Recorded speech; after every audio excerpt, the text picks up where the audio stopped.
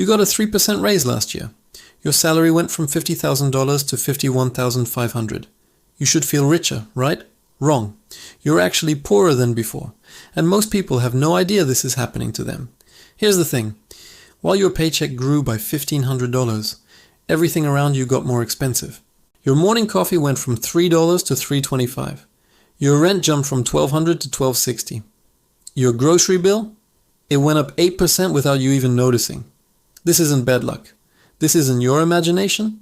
This is a hidden economic trap that's been quietly stealing your wealth for decades. But here's the twist. The very system designed to help the economy is the same system that makes your money worth less every single day. Let me show you exactly how this works, why it's happening faster than ever, and most importantly, what you can do about it. This invisible thief has a name: inflation. And it's not just about rising prices. It's a systematic decrease in your money's purchasing power. Think of it like this. Imagine your dollar is a scoop of ice cream on a hot day. Every hour it melts a little bit. By the end of the day, what used to buy you a full cone now only gets you half of one. The Federal Reserve targets 2% inflation annually.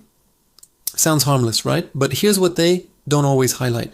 At 2% inflation, your money loses half its value in just 35 years. That $50,000 salary, in 35 years, it will only have the buying power of $25,000 today. But here's the part most people miss. While wages sometimes catch up to inflation, they're always lagging behind. You're constantly playing catch up with an opponent that never stops running, never gets tired. Here's a simple way to see this in action. In 1980, a Big Mac cost about $1.60. The minimum wage was $3.10. So 1 hour of work bought you almost 2 Big Macs. Fast forward to today. A Big Mac costs around $5.69. The federal minimum wage is $7.25. 1 hour of work gets you just 1.3 Big Macs. You're working the same hour, but you're getting less food. That's inflation winning the race, and this is where things get really strange. The money printing doesn't stop. Since 2020, the US printed more money than in the previous decade combined. More dollars chasing the same amount of goods means higher prices.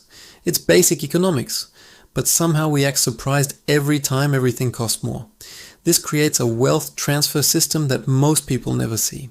If you keep your money in a savings account, earning 0.5% while inflation is running at 3%, you are losing 2.5% of your wealth every single year. You are literally paying to save your money. Meanwhile, people who own assets, things like stocks, real estate, and businesses, see their wealth grow as those asset prices inflate too. The rich get richer, not just because they're smarter, but because they understand this game. They borrow money at low interest rates to buy assets that appreciate with inflation.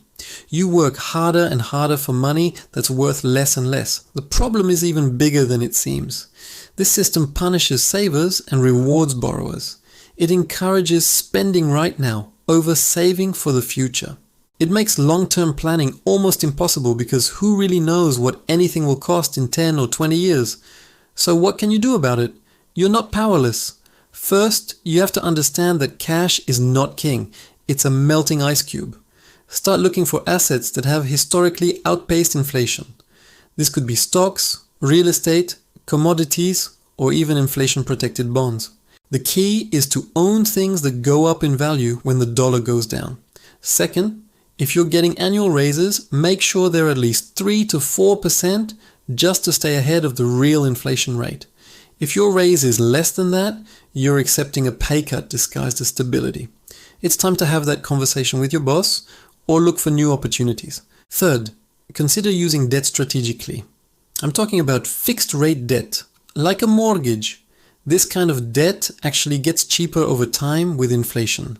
The $200,000 mortgage becomes a lot easier to pay off when your income rises with inflation, but your monthly payment stays exactly the same.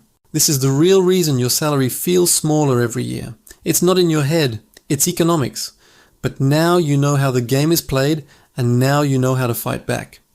Thanks for watching, and don't forget to subscribe for more insights on how to build your wealth.